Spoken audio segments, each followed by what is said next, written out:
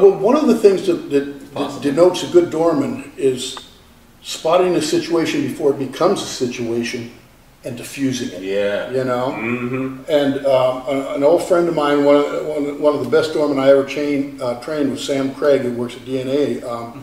He said something that really is critical.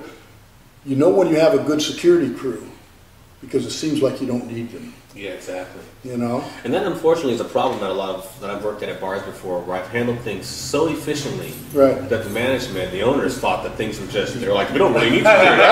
Like,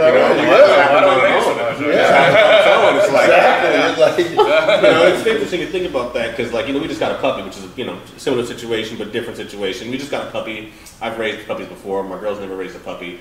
And she says, you told me that it was going to be very challenging, training the puppy to walk on a leash. She says, I just picked her up and walked her on the leash, and it's easy as pie. And I'm like, babe, that's because I did all the work. That's right. I already trained the dog how to walk on a leash. And I think that when you handle them a little bit too efficiently sometimes, then sometimes the manager doesn't really realize that you're doing your job. Absolutely, and the best thing you can do is make sure that it doesn't happen. It's like one of the things I found. I spent a lot of years on the tip of the spear. Hip hop shows, punk shows, rap shows, Fat Joe the Gangsta, Public Enemy, Cypress Hill, Wu-Tang Clan. And one of the things I've found in these type of shows is it's really important to stop that first fight. If you can stop that first fight before it happens, before it goes off, then you're in good shape. But once that fight happens, it just everybody. It changes the energy. Then you're fighting all night. Yeah. Then you're fighting all night. It changes the energy. So you got to stop that first fight.